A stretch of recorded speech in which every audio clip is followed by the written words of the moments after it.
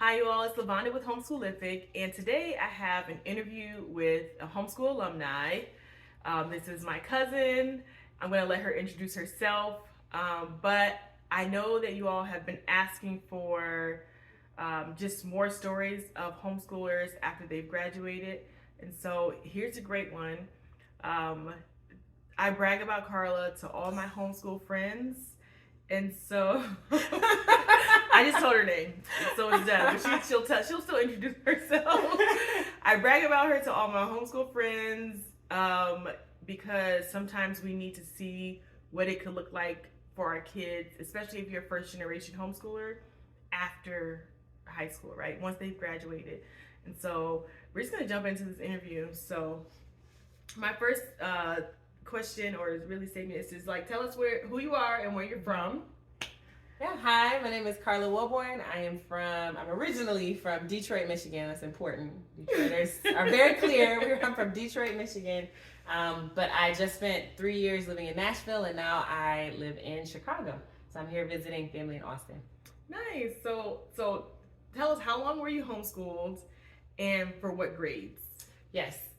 So I was pulled out by my parents to be homeschooled at the very end, like the tail end of fourth grade. And so I was homeschooled from fourth grade up throughout high school. It looked a little different in high school. So formal homeschooling, where my mom was my primary teacher, was probably more like fourth grade through ninth grade. But we were officially on the books homeschooled all the way through high school. Nice. Mm-hmm. So how would you describe your homeschool experience? Yeah, I mean, so I started off in traditional schools, so I think that it's important to note. I mean, it's also important to know my parents kind of brought us through a bunch of different schools. So we started off in public schools in Detroit. My mom was a product of the public school system. She really enjoyed her schooling experience in Detroit, and so we started there. We had some issues, so then we moved to charter schools. We had some issues, so then we moved to private school. We had some issues. And then we settled in at being homeschooled. So I have been used to being in a classroom full of peers for most of my elementary experience. So I really didn't enjoy homeschooling. Like, I felt like I had been ripped from my best friend and all my peers. And so I thought it was temporary because the original agreement had been that we would go to high school. So we'd be homeschooled until high school, and then we would go. And then they changed their minds. And while I think my schooling experience was really positive, I would protest the whole time. Like, I was trying to logic my way to school, telling them this is why I need to get socialized. Like, I'm not around people. I would write little posters and hold them up and protest, explaining like I want to go to school. Send me to school. I want to be a part of all the extracurriculars. I want to be a cheerleader and play basketball and do all this stuff. So yeah, I would say that while I think the day-to-day of my schooling experience was really positive, because I had kind of like married myself to this idea of the imagined school experience, right. I made myself very unhappy at different points because I wanted to go be around other people and be social and all of that stuff.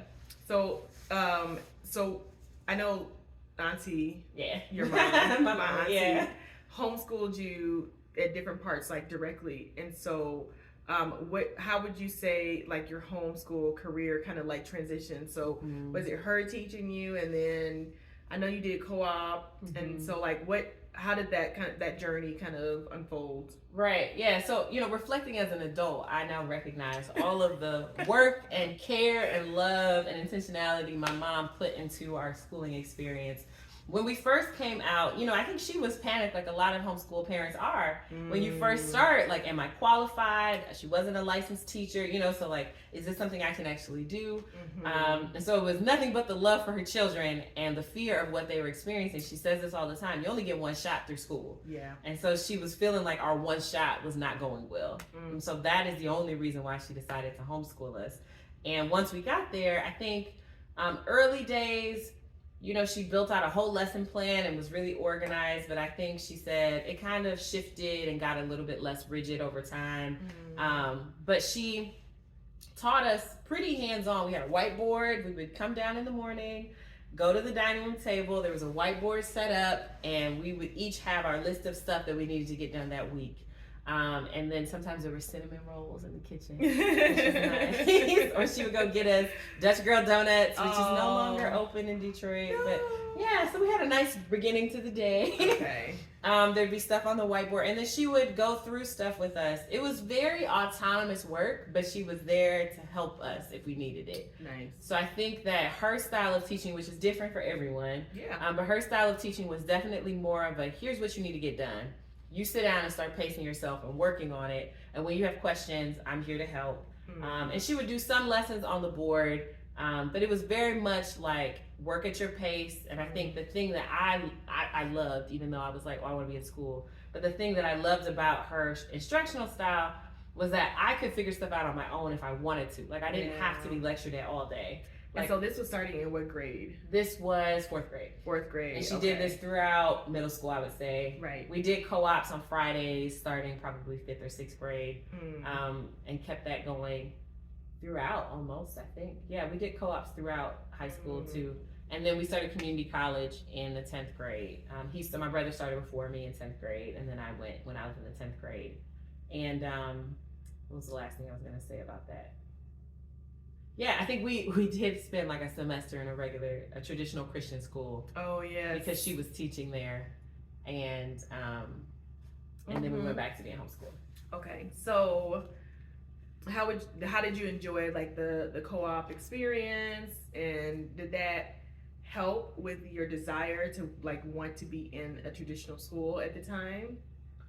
So I think that I have kind of conflicting memories from the co-op. So, being homeschooled, I think in Detroit, like I grew up in Detroit, so the community around me looked a lot like me. Yes.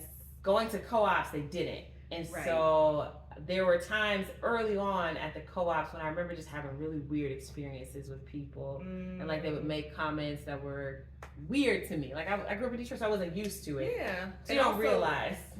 For those of you who don't know, because I was also raised in Detroit. The Southeast Michigan is very segregated. And so outside of the city, it's sometimes, at least when we were coming up, it's not like that anymore so much. It was mostly white, right? And then there are a few suburban areas that were not. We kind of started to integrate, and so you saw more African American families or just people of color in general. But especially where your co-op was mostly white.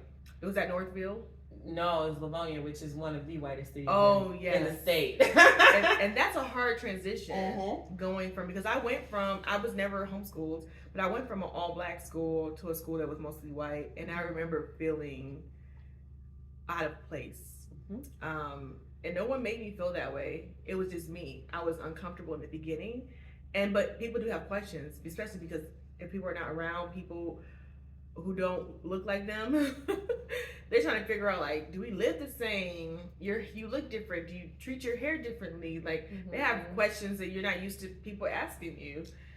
And some of it is just ignorance, not in like sometimes it can be that type of ignorance too, but it's just them not knowing. I think we experienced both. Okay, I think makes sense. we had some that was more innocent, and we were fine with that.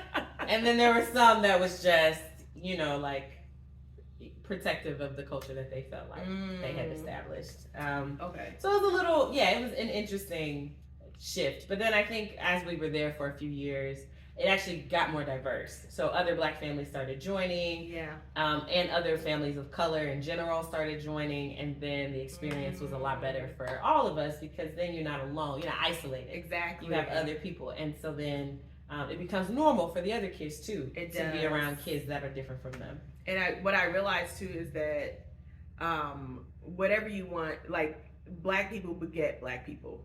So when people see that they're people of color, they're like, oh, okay.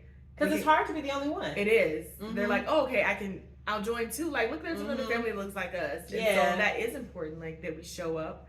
That sometimes you have to be the one that starts it, right? Yeah. Before other people start joining in, and they're just they need to know that it's a safe place for them. Mm-hmm. And so, tell me about your experience at the community college as you Yes. were on the road. So I really loved the community college classes. I think that it helped in a few different ways. So I think I also was a teacher in a past life and helped high school students get into college. And so what I realized is that when homeschool kids are applying for colleges, college counselors don't really know what to do with the GPA. Oh, yeah. Because they don't know. You know, you were homeschooled, your mom or your dad or someone was in charge of your education. Mm-hmm. It's hard for them to tell, did they earn these grades or were these, because there's no one to compare them to. And so going to community college, I think, helped us because it helps also signal to a college when you're applying, like, these grades are matching the grades on their transcripts. This student, you know, can handle the work and these grades mean something. And so I think it was good from that kind of like strategic perspective, but then also as a high school student, it helped me transition from learning primarily at home to learning in a college setting away from my parents. I went out of state to go to school. And so I think going to the community college was like a nice baby step for me that high school is often for other kids. Right. Where it's like I get to take college level classes. I was around people who were around 18 years old on average. There were some older students and some younger students like me, but you just kind of get used to doing harder work, working for someone who, well, actually, I don't know that it was harder than my mom's work, but working with a teacher who doesn't know you, right, and teaches differently, right? Teaches differently, has different vocabulary is different. Yeah, so you're learning all those. Yeah, so you're like also flexing this muscle of having to adapt to other people's teaching styles before you go to college, and also recognizing like you got to put in work.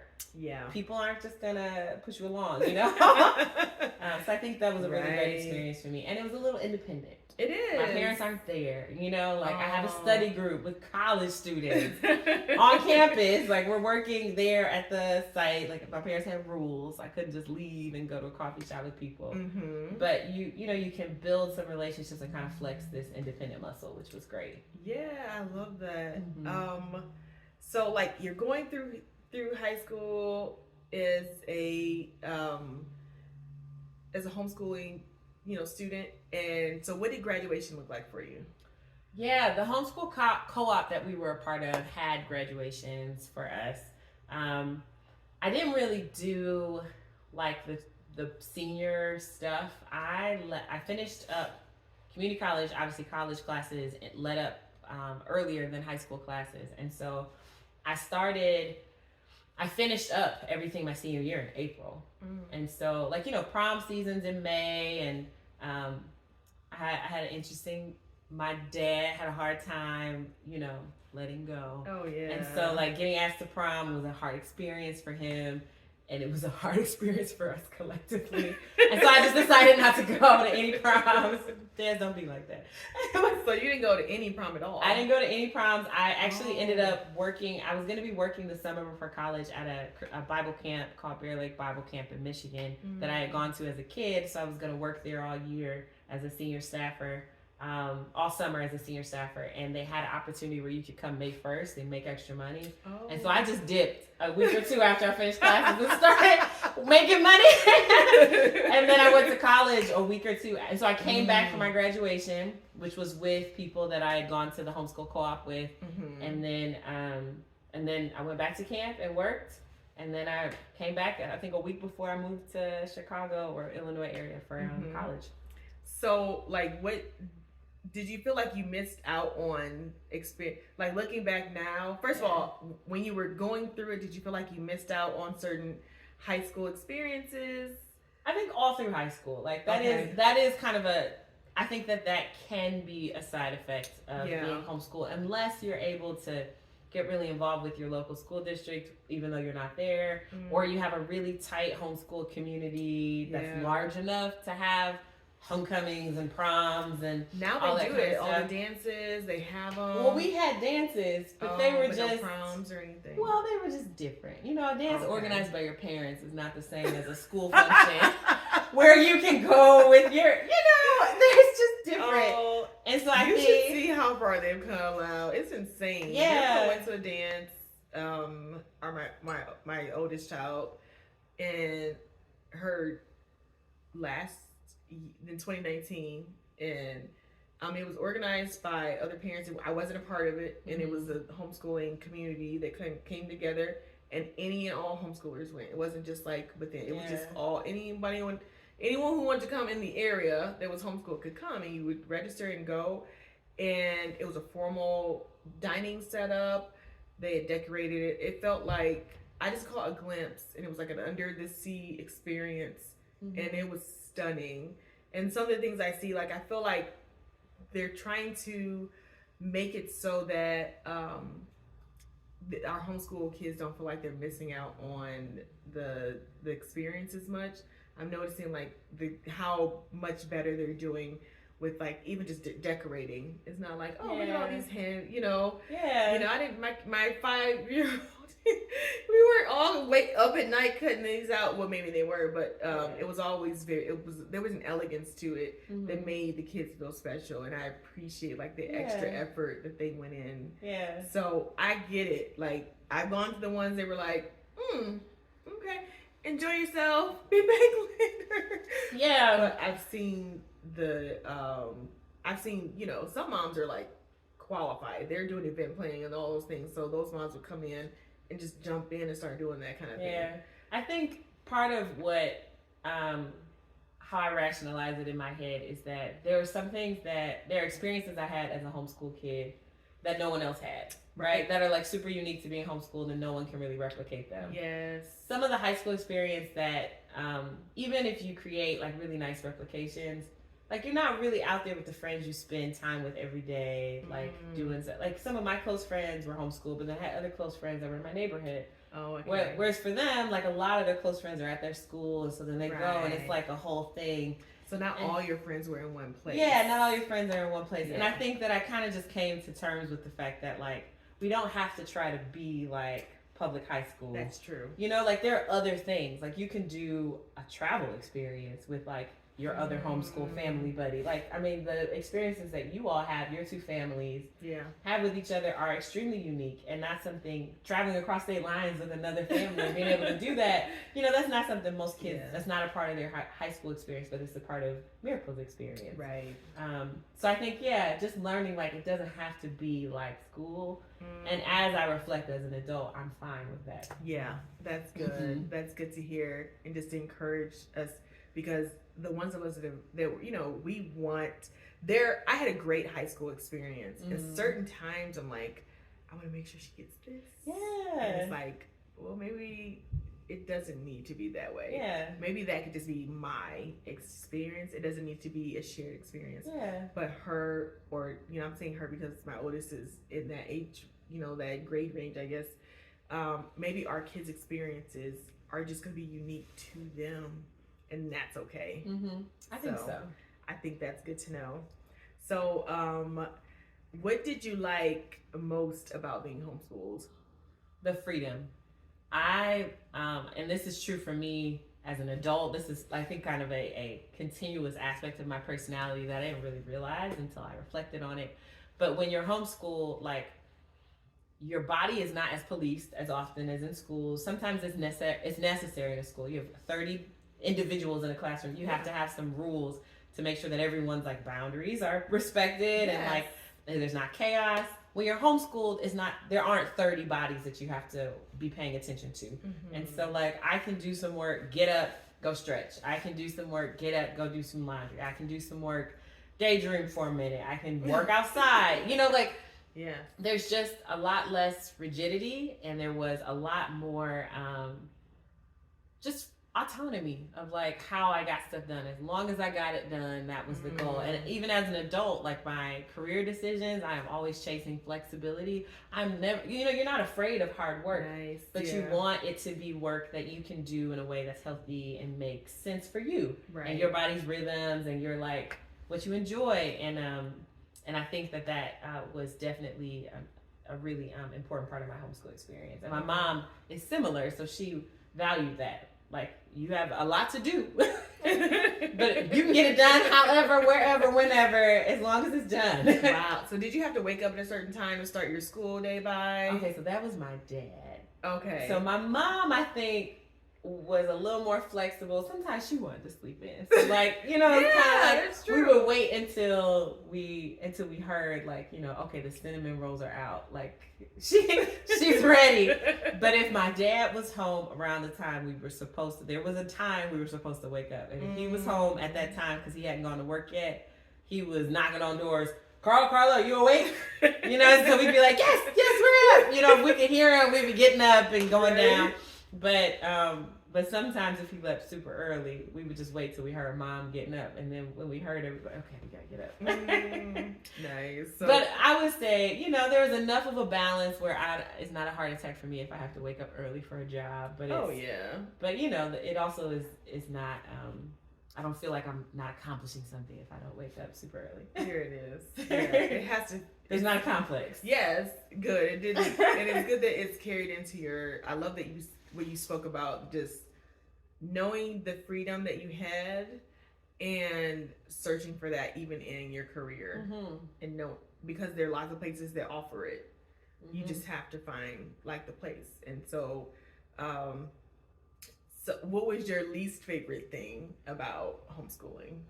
It's, you know, it's a little isolating being just with your family. And I think I enjoy being around my family.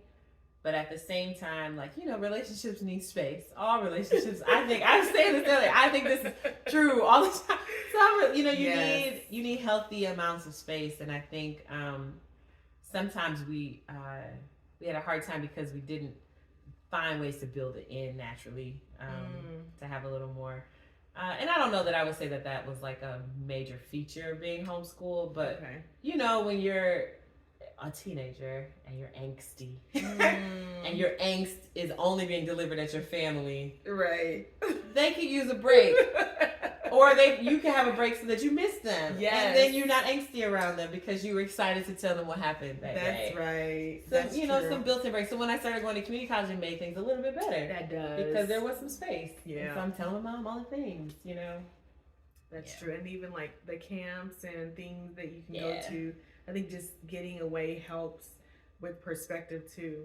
So you're like, I've seen it where you know, as your older kids get away, they come back and they realize, even in their friend circle, because she has some friends that homeschool, but most of her friends don't. They're in public school, and I love that for her because they see each other. There's compassion on both sides, like she understands, but also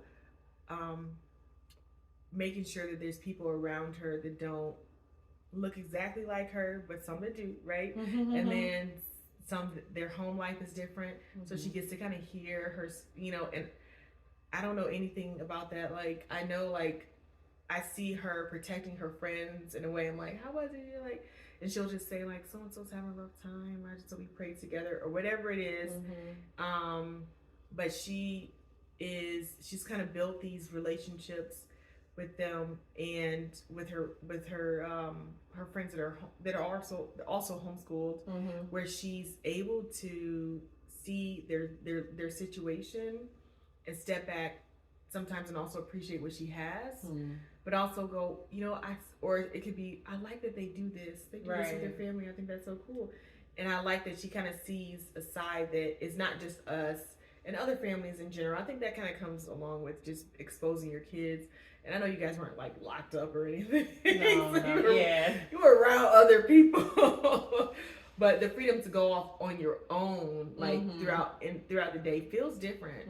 So and I think it's like an ongoing tug and pull. You know, you have too much, you have too little. You know. Yes, absolutely. And you adjust, and your parents adjust. But it's hard to like yank you from this one thing and just start adding these other things when you see like, oh man, that wasn't enough, or this isn't enough. We gotta add. So school year finishes or semester finishes, and then you try to add to make it balanced, because you're not in regular school where you can just, I'm just gonna do sign this up for this, or this do this club, or in some states you can, but you know, like if you're not in a state like that, it can be challenging. Yeah, we're in a state like that, but they don't. You know, it's up to the school district, like we talked about, and they don't want it. So you're constantly trying to make sure your kids have enough, and they have. So if you can build the community, that's really good. So my next question is, You already described like your homeschool community at the time, what that looked like. So what year did you graduate? Actual year? What do you mean? You mean like the calendar year? I graduated in 2008. Yes. Yeah. Okay. I'm like, I thought you meant like how old were you, or you know. Yeah. So in 2008 you graduated, and what was the process like getting into college? People always want to know. Y'all always want to know these types of things. Like, what did that look like? And I'm gonna let her tell it. You know, it wasn't. I don't think it was a headache. I don't know how my mom felt about it leading up to it. But again, you know, she allowed for a lot of autonomy, and she kind of encouraged it. And so she set us up well, I think, to have competitive applications. Like we had, you know, my GPA was fine from homeschooling, but then I also had the community college classes, and so that definitely helped like verify the GPA that was on my homeschool transcript. She says fine, but it was more than that. It was fine. It was more than that. Okay. Well, you know, it's relative. To do what you had to do, it was more than that. To go where you went, so I'll let you tell it, but to go where you went, it was more than fine. Okay. Well, it was, so I'll say this. I ended up creating my high school transcript. So my mom found online like what needs to be done, and then she said, "Here, create your transcript." So then I made my transcript, which I'm glad I did because it helped me realize kind of the back end of the application process and how these grades are calculated. So she checked my work, but yeah, I did it. And then once my transcript was done, then I had to get the transcript from the community college, and then I basically just built out a list. I don't think that I had the most sophisticated college application process. As someone who's worked in college access now, there's so many things I would change about what I did, you know? So I'll tell you what I did and maybe what I could have done. So I had like some schools that I wanted to go to. I should have intentionally created a dream list school, a safety list, a reasonable list school, and then a safety list of schools. And I should have applied to schools in all 3 tiers. I just kind of was like, oh, these are schools I'm interested in, so I'm gonna apply. And then some will get added because we went to a college fair, and it wasn't really a systematic process. But the Lord, you know, covers. He makes up the difference of what we know and what we do. Studied for the ACT at the time, and then this is the thing that I think was really important. I talked to a couple of the college counselors at the places that I was applying. One was really great. The place I ended up going, his name was Rashawn Daniels. He's amazing. I just love Rashawn. If anyone applies to Wheaton College, he's not there anymore, but he was an amazing, phenomenal admissions counselor who went on to do amazing things there too.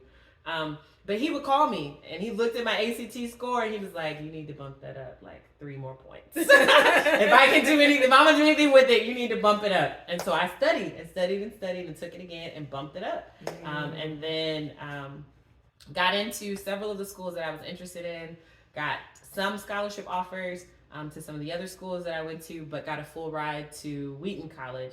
I wouldn't say that Wheaton was my top choice at the time, but it was kind of like, you know, there's financial limitations to what your parents can do. Yeah. I already had an older brother in college, and so you have to make responsible decisions. So I ended up going to Wheaton, which is where my mom wanted me to go anyway.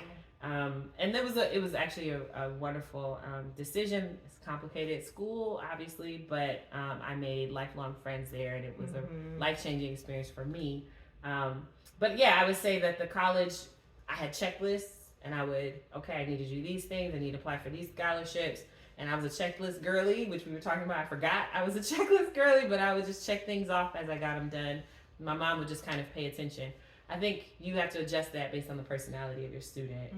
If you have a checklist boy or girl, then like they're probably checking things off as they go. If you have someone that needs a lot of accountability to get things done, you might need to be the checker of the checklist. You know, there's different styles, but that's how it worked for me. Nice. So how did you end up getting, so obviously you had your GPA, and were you filling out scholarships and Wheaton was like, hey, we got an application, we received something from you if you're interested, and that's when the admissions counselor reached out to you like, we really want you to, let's see if we can. See, this is where I say you can only do so much, and then the Lord covers the rest. You know, I had a list of schools that I wanted to go to. I only learned about Wheaton because there's a family called the Ford family in Detroit. They had an older daughter that went to Wheaton. She was 2 years older than me, and she got the scholarship. And so when I tell you Mrs. Ford was evangelizing to everyone about the school and the scholarship and telling people you need to come. So she invited she knew he was going to be coming in the area. She organized this whole meet and greet of families with him at her church. Oh, nice. Wheaton is a Christian liberal arts school. And then I met him there. Oh. And then at first I was kind of like, I was talking to I'm really good friends with the second daughter in that family, and we both went at the same time. We were talking at the little fair. We were like, "We're not going here," because we had an idea in our head of what Christian school meant. We were like, "They're not allowed to date. They probably have a curfew. They can't walk on the same side of the sidewalk. Like, we're not going." And so we both ended up there. That's hilarious. But that he's the one that told us about the different scholarships, and so I applied. But the key is, when God provides opportunities, the student, right, our kids, our students need to know you need to work hard at whatever opportunity is put in front of you. Yes. And so I was told about it, and so then I sat down and got to work and did early action admission and early action application for the scholarship. You got to be able to put in the work when God puts it in front of you. That's right. And so what grade were you? Were you 11th grade at that point? Or when he came in, I might have been a senior. So it might have been like September of senior year. And I had already had an idea of some of the other schools, but I applied early action for every college.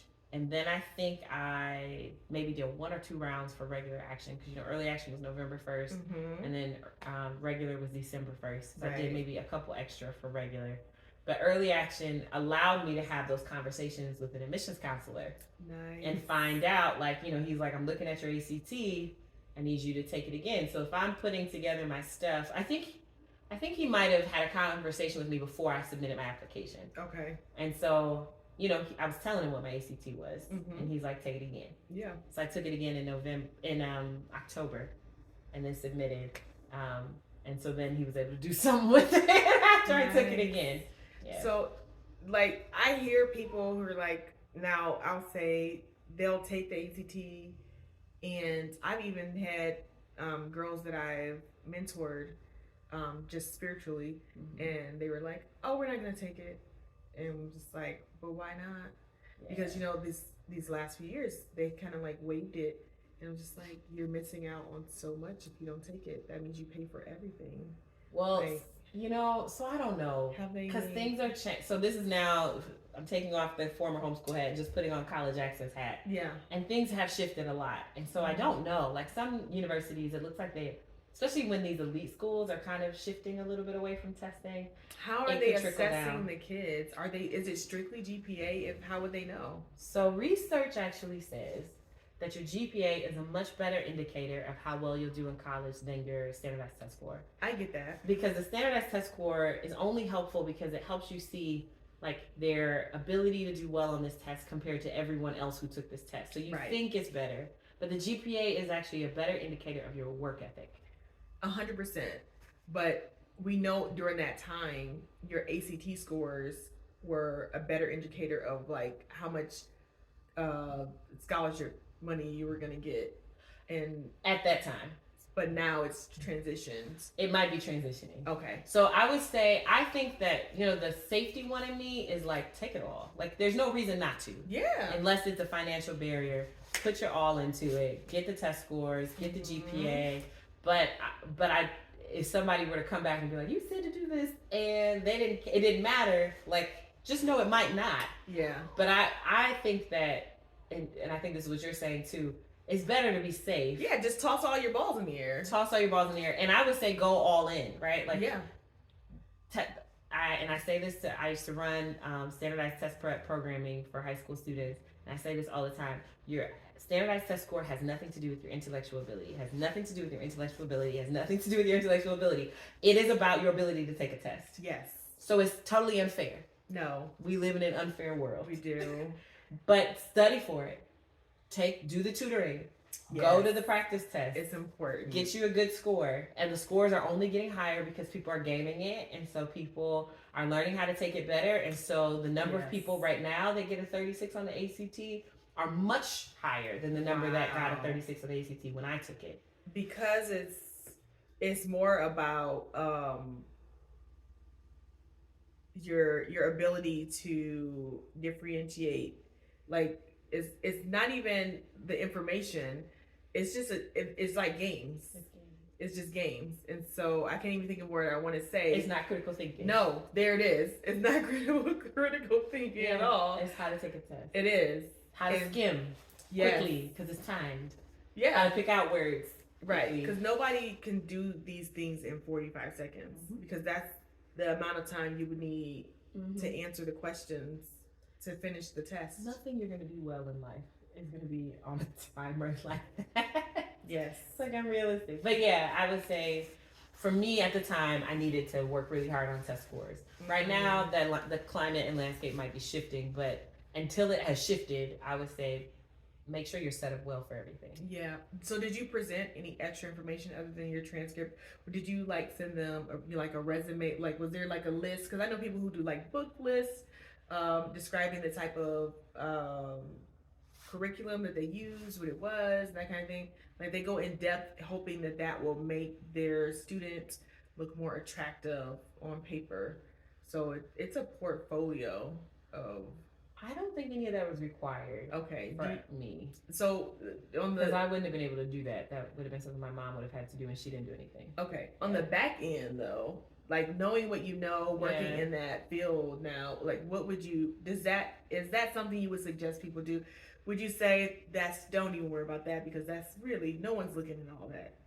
I would want to check back with some friends that work on the college side of access and advising. Okay. To see what they say. My gut is that these college advisors or counselors are looking at a ton of material. So I don't know that sending in supplemental extra materials that aren't explicitly asked for. I don't know about that, but I think that you do have to prove in a standard way that because your transcript is the thing. Yeah. But you have to be able to prove that your transcript means something, and your transcript should have subjects on there that mean something to them. So if you're doing a math sequence, they need to have an upper level math class on their transcript. Right. Whether it was through home or it was at the community college. And then you need to figure out a way to make sure they know these grades mean something. Community college is an easy way to do that, especially if you're a family in Texas and there's an agreement where you can take classes for free, then that's like a really great way to go. You could, if you are not going to do community college classes, an ACT or SAT score would probably be a lot more important for a family like that, because if you get a high score on that, then that's validating your GPA. Something to tell them. Something to validate your GPA helps when you're homeschooling. Yes, I think is more important for homeschoolers than anyone else. Yes, because they know that we give the grades. Yeah, because class ranking means something for everyone else. It does, and we don't have that. She's number one. Yeah, because if you have a 4.0 but you're 600 in your class, that's an easy school. Oh yeah, everybody has 4.0. Yeah. So that's kind of how they judge that. Okay. Wow, that's good. And then your essays mean something. Like your essays are really important, especially in this post, the recent Supreme Court case, and like looking at, especially if you're a family of color, you're a Black family, and you're trying to understand what are the ramifications of this affirmative action case.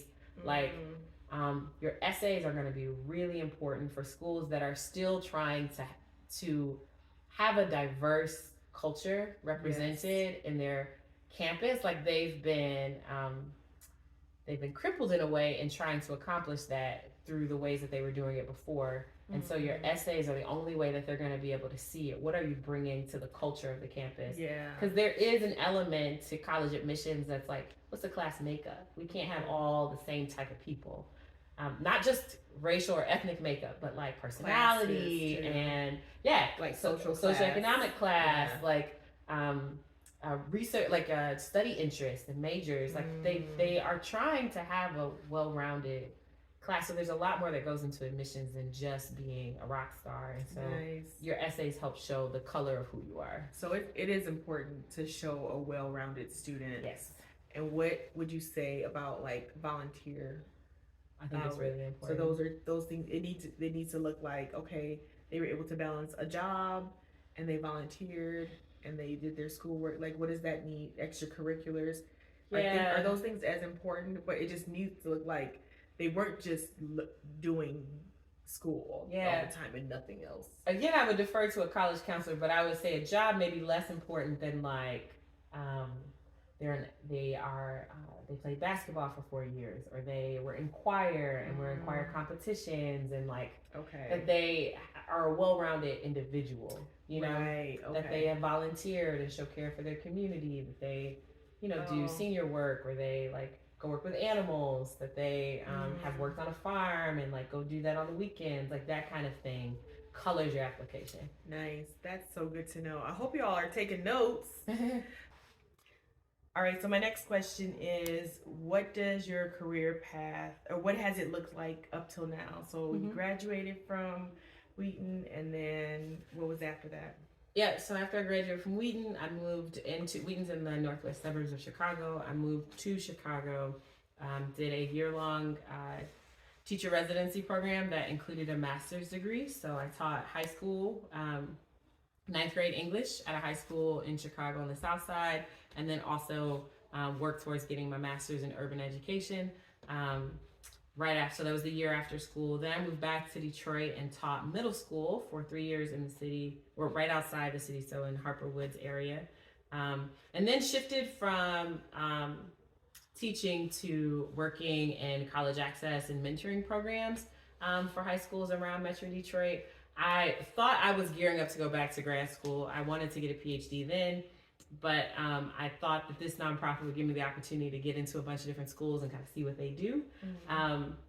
Ended up falling in love with the work, and got pushed up to leadership for the organization, and did that. I stayed with them for almost 6 years, and then left that work and went in to get my PhD in what is my PhD in education policy at Vanderbilt University. And so right now I'm wrapping up, hopefully in the next year and a half or so, my dissertation that focuses on Black families who homeschool. And then we'll be looking for work doing education policy work that focuses on Black families and choice, particularly how parents make decisions about their children's schooling experiences, and how that is related to or associated with social policy. Nice. So I consider you like a rock star. She is. And it's not because it was an easy time. It wasn't like no challenges, got it all down. Oh my God. It's just like I'm just riding high, right? Like I saw you overcome challenges. I saw you push forward, and just growing and advancing. And it's not even just like you have to keep doing those things, but like there's a thirst for knowledge that you have, which is what we all want for our kids. That's like the goal, is to creating them to be independent thinkers, and not also to just accept what someone's told them is right. To seek the truth, to seek to understand, and also to love learning. And I see that in you. And so like that's really the goal that I'm sure your mom was hoping to accomplish has been accomplished. And it's great to like see you on the path that you're on. It's so encouraging. It's so encouraging for us that are homeschooling now. And so I encourage other homeschooling families with your story as much as I can. And also just with what Auntie did, and just even like how your mom was instrumental as I was just starting to homeschool my oldest. And while my husband's mom, she did homeschool them, but they weren't there at the time. And I do remember asking her, I don't know if she'll remember this. I remember asking her, like, so what do you think? It was like she had forgotten. Like she just couldn't remember. Like, well, like maybe she couldn't remember a lot of things. So I was just like, okay, well, I'll just kind of look into. She was in the depths when she was doing it. She probably was like, oh, I'm free. Right? And I was like, that's okay. We'll just. And she gave me some things, but I really had to kind of like look to see, like, all right, well, this, and I'll look into that. And there were so many new things from when she had been homeschooling. It was so different. And so like your mom had a bit of a jump on her because like you all, well, it was much, there was much less of a gap between her and like in the education. Because Mike and his siblings were homeschooled younger. Yes, we were homeschooled older. At the end. Mm-hmm. Right. So they were at the beginning, you guys were at the end. Mm-hmm. So like it was a bit more fresh for her. And so the tools that she gave me, because at first you jump in, you're like, I'm gonna look at this. I'm gonna do all the things. It's gonna be magical. It's like, oh, this is really expensive. Okay, well, do this. And we were young. We were, early mid-20s, and so the advice she gave, and her and our another cousin Leslie, were just instrumental in the beginning of my homeschooling journey. And I had babies in trying to homeschool. And so that really helped, like just getting me started on the path. So what do you obviously you're currently pursuing your PhD, and I love hearing, I know it's been a challenging time. I know it's not like, it's a lot of work, more than I could probably imagine, but I don't know if it's more than you can imagine. Yeah, I'm sure. Like I do brain work, but it's not always like really taxing, You work a lot. A lot of the things that I do are things that I know is just is repetitive, right? And so that's a lot of, even with like teaching the kids things. I've already taught one kid this, and now I'm teaching the other ones. So it's just like in me a little bit. It's kind of in me. So that's really nice. It helps because the days where you're like, okay, well, I know a few things. So let's see how this goes. But lots of parents are looking for hope just in their homeschool journey, and they haven't gotten to the finish line yet, and they're wondering, is this homeschool thing working? What would you say to those parents? Yeah, I mean, I think parenting is a unique, hard thing in life that I have not done yet. but I think if I were to think about the other hard things in life I've done, like, I can imagine that it's really challenging not getting like rewards along the way, kind of like the women in your group are talking about. Like it's a long game before you see the fruit. And when you're having relationship challenges with your kids because you're with them all the time, like, that I went back to my mom and like thanked her profusely, because as an adult you realize all the things that your mother juggled or your parent juggled when they were homeschooling you. And my mom was taking care of her mother. She had been taking care of my younger sister, who was really sick for most of our life. She took care of us and homeschooled us. She gave her life to the people she loved and cared about in a way that I think went unnoticed sometimes, because it's just the day-to-day, especially for your kids. Yeah. And so I went back and thanked her. And so, I hope that for you, your children will come back and thank you for what you've done. And I also think, like, this is my journey. My brother's journey looked very different. I think we both are examples of what can happen from homeschooling, which is freedom of thought and like feeling free to make different choices for your life, and to not feel like your imagination of what is possible was shackled at a really young age. And I think that is very true for him. And it's true. I try to make it true for me in my life. I would say that I think that I look back as someone who protested being homeschooled daily. I look back with a lot of gratitude for the time that I spent in school, and for the journey that I had. And I'm especially grateful for my parents and all that they did. I think, my parents were significant. They were younger than I am now when they had kids. And so when you realize that, you also look back and think of things that weren't that great, and you're like, I get it, because I would do a worse job, and I'm older than you were when you started. So I'm like, oh my goodness, I can't believe that they managed all that they did at that age. And so, I'm always telling people that we need to give grace to our parents, because of it's a hard thing to do. And so I look back on what they did, and I'm just so grateful. And I pray that over you. Not every kid does, right? Like, we know that parent relationships with kids can be challenging sometimes, but I think that at the end of the day, if you know that you gave your all, your child probably knows it too. Oh, nice. Yeah. So what would you say to the student, the child, right? I don't want to say student because they're students of learning, right? But there are children. Yeah. And so what would you say to them as they're going through their homeschool career? Yeah. How would you encourage that student? Maybe a student that was like you. Yeah. Like didn't realize what they had. Yeah. What would you say to them to encourage them? I always say keep the goal in mind and press after Christ. Like those I think are the two things that are most important for me, even as an adult, as I move forward in different areas of my life or set different goals. Like let the goal go first before you keep that in mind, keep that fresh, always be reflecting on what am I doing this for? What's my goal? And your goals can change always, right? Like I wanted to be a pediatrician when I was a kid. I'm far from that.